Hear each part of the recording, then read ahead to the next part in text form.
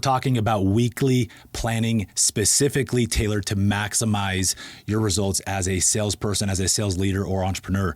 My name is Nick Nascimento. I'm a record holder in multiple sales industries over the course of a decade. I've made over $5 million in commission. I'm a Golden Door Award winner, which is an award given to the top 0.01% of the door-to-door industry. I've recruited and trained hundreds of sales reps into my company, Sparta Solar.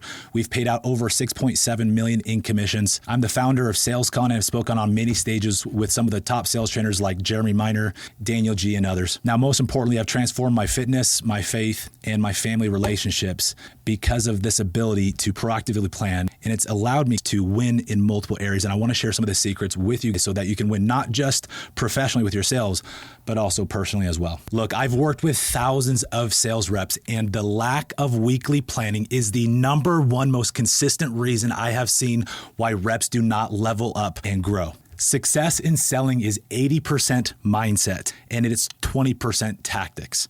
And going into the week with a strong and a clear plan can be the difference maker of going in with a strong mindset or a weak mindset. Very few salespeople actually know how to plan out their week. I've had the privilege of working with several billionaires and some of the best sales trainers on the planet. And there is a consistent theme of success with all of them. It's their time management and their ability to proactively plan. Most sales reps are inconsistent because they are in a reactive mode. They're just going through the motion. Weekly planning is this single activity that will take you from reactive energy to proactive energy, which will more than 5x your results. It's the most valuable 1 hour I invest every single week that has yielded me the most growth and success in my sales career. And today I'm going to show you the exact plan that I've used, that I've copied from some of the best people in the world, and that I've used for my company at Sparta Solar. There's 5 topics we're going to be covering in this video. First, we're going to be talking about review and reflect. Second, targets and tasks. Third, time blocking. Fourth and fifth is going to be sales and recruiting planning. We're going to be covering not just how to win on your personal sales, but also how to duplicate and scale through this system of planning. So with that, let's jump right into it, guys. First topic, reflect and refine. There are 3 things that drive sales. There's effort, education, and efficiencies. Volume, skill, time management. Okay. And going into your weekly planning, this is the first thing you're looking at is your effort. What are your numbers? You have to understand your KPIs, key performance indicators, and you want to understand all of them, especially with your volume and with your skill. So your effort and your education. So your volume, you need to obsess on the inputs, not the outputs. The outputs are the sits and sold. The inputs are the doors knocked, the decision makers pitched, the cold calls made. You need to obsess on those metrics. And more than obsessing on doors knocking and phone calls made, you need to focus on pitches made. How many decision makers that are qualified did you actually talk to? For example, my company, it's a standard that our people talk to 25 to 30 people every single day. So in other words, we want our people talking to 125 decision makers every single week. That's the first metric you need to nail down. The second is your set rate, sit rate, close rate. This is the education, your skill. Now, every industry has a different standard of success. In my industry, in my company, in this state specifically where we sell solar, we target a 8% set rate, a 50% sit rate, and a 50% close rate. If any number is below that, you know you need to improve. Now, even if your numbers are at that level or better, or wherever it's supposed to be for your specific industry, if you don't know, talk to a coach, hire an expert in your field. But regardless of where you're at, you should seek to improve on the lowest area. You should not try to improve all 3 at once. You should target one specific metric. If you're knocking doors, self-genning, and closing, you should focus on where you're weakest. So for example, to make it simple, let's say you are a 7 out of 10 on your set rate, you are a 9 out of 10 on your sit rate, and you are a 9 out of 10 on your close rate. You should not focus on the sit and close rate. You should focus your emphasis on where you are weak and get very specific, understand why are you not a 10 out of 10. And once you get granular on specific things like nonverbal eye contact, whatever it is you're lacking, if you don't know, go video yourself. Go hire a coach, go have somebody shadow you, go role play. You'll find out where you're weak. And then rather than focus on 2 or 3 things, focus on one thing every single week. Write that down, make that a specific target. What gets measured gets improved. The reason salespeople don't improve is because they don't know what to lock in on. They don't know what specifically they need to improve. Finally, this is one of the most important is efficiency, time management. Now, the key thing you want to look at is review your week quickly, okay? And you're looking at where did I waste time? For most salespeople, it's driving out to area. It's the time in between phone calls. It's when people no-show or reschedule. They don't have a go-to system to follow in order to generate more leads. And so one thing I've done is created a standard operating procedure, an SOP for me. Anytime that I was not in an appointment, I had a go-to activity. And what I'll tell you is you need to make this go-to activity, no matter how many reps you have, no matter what you're doing. If you are in sales and you are selling people for a job, you need to make this go-to free time SOP prospecting.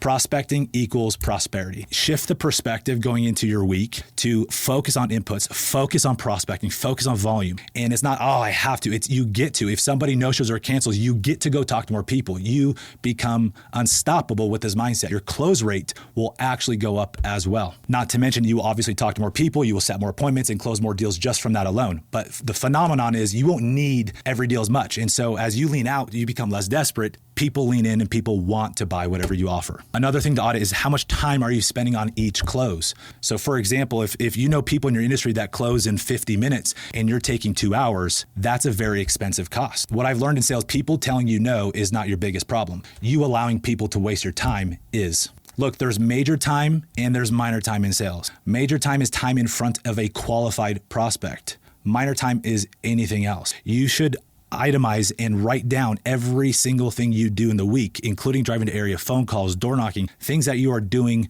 that is not in front of a qualified prospect. For example, in door to door, walking between doors, how can you decrease the time? How can you increase your efficiency? By a segue, knock in neighborhoods that are closer together.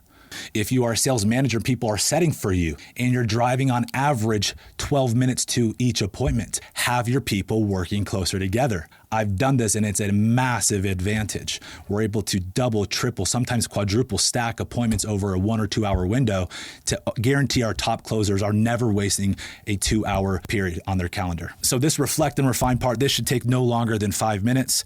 And then you're going to move into the next part, okay, which is targets and tasks. Now you want to start with the end in mind. Before you start making your to-do list, you want to identify the main targets for your week, professionally and personally. Look, get the big things right first. Don't let the tail wag the dog. Just because you're getting things done and running from thing to thing does not mean you are productive. It's about being intentional, working towards bigger goals. So set a clear sales target, set a personal development target, set a fitness target, set a recruiting or a growth target. Couple things you need to get very specific on. What are your exact inputs? Doors knocked, cold calls made, people pitched. Write those down. All right, when setting your sales targets, you have to understand the difference between inputs and outputs. I mentioned this briefly. Inputs are the specific things to guarantee an output of result. The output you want are sits and closes. Ultimately, you want to close deals. But great salespeople don't focus on outputs. They focus on inputs. They obsess on inputs. They're married to the process. They divorce the prize. When I was making $30,000 a month, $30,000 a day, okay, selling solar, there I had multiple days making $20,000, $25,000, $30,000. I would get hard on myself on some of those days because I did not hit my input target. I was that married to the process. This is how successful people think. They don't let off the gas on the day if they have a certain amount of sales or sets. They don't let off the gas on the week if they've already made a certain amount of sales. They just are married to a process. It's part of their identity. They see themselves as a hard worker. So you need to identify what is that process and you need to block that off. That's what we're going to be talking about in the next section is time blocking. But you write down exactly how many people you need to talk to per day. How many people do you need to present in a home and sit down with per day, per week to hit your target? And what I've seen with a lot of salespeople is as they set these targets, they don't align with their set rate, sit rate, or close rate. For example, if you had a 10% set rate, and you said, Nick, I'm going to talk to 100 people, and then the target, let's say their goal was to set 15. Well, that math is incorrect. Obviously, if they talk to 100 people, that 10% set rate, they should get 10. I see this all the time. How I set my goals was if I had a 10% set rate and I talked to 100 people, I would say, if I want to set 15, instead of talking to 150, I need to actually talk to 160, 170 because I can't always control that rate. So I like to guarantee the success. Imagine if you had a 6-sided dice and every time you roll that dice and you hit 1, you make a sale. So if I roll that dice 6 times, is it a guarantee that I hit 1 once? It's not, but it's probable. Okay, so imagine if you rolled it 10 times and you still didn't get a 1. Are you going to think this dice is flawed? Something's wrong with this. Forget this dice. I quit. I give up. No, you're going to keep rolling it thinking, hey, I'm likely going to get a couple ones back to back. That's the game. You focus and obsess on the rolling. Set your targets and goals around the rolling, the inputs, the controllables. When you don't focus on controllables, you feel out of control. This will completely demotivate you and ultimately kill your work ethic and kill your belief, which will kill your sales. Now, going into personal goals, I always recommend setting one specific target per week, one thing that you want to improve, not 3 or 4, 1 to 2 things max. For example, maybe you only read 5 pages or you didn't really listen to Audible. Well, hey, this week, let's listen to 15 minutes of Audible per day. That's an easy target. And then get that habit going, follow it consistently, check it off with accountability to yourself. And then the next week, review and reflect, how'd you do? And then stack a new habit. All right, the next goal you need to set, no matter what level you're at, is a growth goal, specifically for your sales team growth. And I'm going to be breaking this down a little bit more, but you want to identify, hey, how am I moving towards this target? Even if it's leveling up on your personal sales, but what actions are you going to take that specific week in order to grow a team? It could be scheduling recruiting meetings. It could be leveling up personally as a leader. It could be going to a seminar, reading a specific book, but get specific on how you're going to grow. Okay, now when it comes to tasks, we're going to hit on this really quick. These are the things like going to the doctors, running errands, DoorDash. You list all the things you have to do out, okay? Just brain dump it out. This could take you anywhere from 5 minutes to 20 minutes. And as you do it, you're ranking these on which things are urgent and important, okay? And then next you're thinking, okay, what of these things can I delegate? For example, meal prep, I order online. I DoorDash food. I have other people wash and clean my car. I have other people wash and clean my house. So what things can you delegate to get off your plate? And then which tasks do you have to do this week? And make sure you block off the right time to do it. And you do not want to interfere your prospecting and selling time with doing these tasks, because it completely kills your momentum and your mindset. Okay, that leads me into the next topic, which is time blocking. Okay, this is one of the greatest skills that I have seen a theme with when it comes to billionaires and some of the top sales trainers on the planet, is they're obsessed with time management and time blocking specifically. Now, time blocking, guys, is looking at an actual calendar. You can use Google Calendar on an iPad, on your computer, and on your phone. And what you are doing is you are allocating these goals of inputs. And you're saying, hey, look, if I want to talk to 30 people per day, that's going to take me 6 hours. Well, make sure you block off those 6 hours on your calendar and follow the process. Okay. Now, what I want to cover here is what most people don't do is there's 3 types of work. I've learned this with Tony Robbins. Okay. There's working on the business, and then there's working in the business. Working in the business is selling. You're trading your time for money. Even if you make $2 million a year, bravo. If you stop selling, you stop making money. So working on the business is the process of duplicating your success, growing teams, making overrides, building a business. Okay, this is what I'm currently doing right now. Now, working on the self is self-development. It's physical, mental, relationships. Those are some of the big pillars in your life. Okay, and what I've learned is the harder you work on yourself, the more money and success you're going to see in your job and as a sales leader. You attract to the degree that you become. So prioritize that self-development every single morning. You can't pour from an empty cup. And selling, guys, that's pouring. So pour into yourself every single morning. Block off that time for you. Second is working on the business.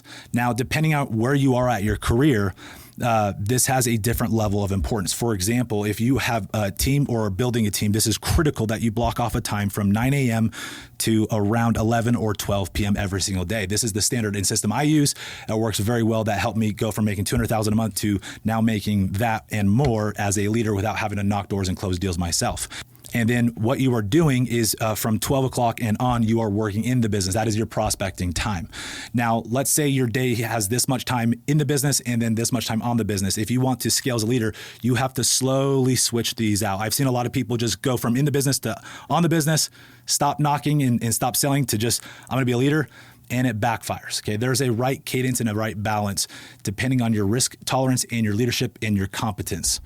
But one thing I've learned, a common theme of success is, again, you attract to the degree that you've become. If you have never made more than $50,000 a month, you will have a hard time attracting people that have the caliber to make that much per month. So I highly suggest that you get disproportionate results in your personal life and in your personal sales before you're trying to help other people get those same results. Now, here's a little hack, guys, to help you get more done per day. I've met a lot of salespeople that struggle with volume. You don't have a motivation problem, okay? You have a systems problem. Here's a simple system you can use to double your work ethic. Block off 2 hours on your calendar from 2 to 4. And in that time window, you are going to race to get an X amount of pitches or people pitched. Okay. For example, if you're in my industry, if you're 1 to 3 p.m., you're going for 7 decision makers. 3 to 5, another 7 decision makers. From 5 to 7, another 7 decision makers. So it guarantees you in 6 hours that you've talked to 21 people. And it creates an urgency with how you speak and talk to people, which actually helps you sell more. Again, people telling you no is not your problem. You allowing people to waste your time is. Here's another hack that you can do every single day, guys. At the beginning of the day, set the target. What are you going after? At the end of the day, review and reflect on the target. How'd you do? What can you improve? What can you do better? Where'd you fail? If you don't hit your target, that is a time for celebration because there's something that you didn't do. There's some kind of failure. And when you learn from the failure, that is when growth happens. Okay, now let's transition into sales planning and recruiting planning. Okay, jumping into sales planning first. I've had this habit of tracking my prospects and it has been a game changer. Okay, again, I've done this for selling and recruiting. There's 2 buckets of prospects. Okay, you all know hot leads, cold leads. Now here's how you identify if it's a warm lead or a cold lead. If it is on your calendar, they're already scheduled. They know you're coming by that week. That is a warm lead. If it is not on your calendar, it is a cold lead. So I track how many warm leads do I have. My goal is to get people on the calendar. And then of my cold leads, I'm not writing out, all 100 of them, but you should have either a spreadsheet or some kind of CRM that tracks it for you. But I'm going through, hey, where were the people that I met with last week that didn't close that I could follow up with? And I'm putting those on a list. I usually had 5 or 10 going to every week. And through a simple habit every day, 15 minutes at the beginning of my day, I would send out messages. From this one habit of 15 minutes per day, I would almost always schedule 3 appointments and close 1 deal. That made me an extra $7,000 every single week from that one habit of 15 minutes a day. So track your pipeline. Your goal should be to stack your calendar with prospects. Remember, prospecting leads to prosperity. Now, guys, with recruiting and growing, here's what you need to focus on. There's 3 buckets I've focused on to help me build and scale my company. My recruiting prospects, onboarding, and then my team. So those are 3 different buckets. And before you focus on recruiting, you have to make sure your team is dialed, and then you have to obsess on your onboarding process, and then you start pumping in more people through recruiting. Now, in this video, we're not going to cover exactly how I recruit and onboard, but I'm talking about the sheer act of have a CRM and be organized. I've seen how this has been a game changer for me with all my prospects. And I have a CRM that tracks them from like warm lead, hot lead, cold lead. And it helps me remember conversations so I can be talking to hundreds of people at a time, which ultimately helps me recruit more people at a higher volume. Now, usually if you're growing, you should have a couple people in your recruiting pipeline. You should have a couple people in your onboarding pipeline. And then you've got several people or multiple people or dozens of people in your team pipeline. And it's important that you track all of these and see how are these people doing? How are they progressing? Okay, and as you do this every single week, you see what's in front of you, who's in front of you. It's easier to, 1, pull people into your organization. 2nd, it's able to progress them in your organization. And then 3rd, it's easier to just get them results within your team and the system that you have. So it all starts with planning, guys. I hope this video was valuable. Please follow to the channel if you like content related to sales, entrepreneurship, leadership development, self-development. This is the hub for you. If you want to follow my channel just to follow me, see my journey from a sales rep to a CEO and an entrepreneur, I love for you to follow and be a part of my journey so I can help you level up along the way.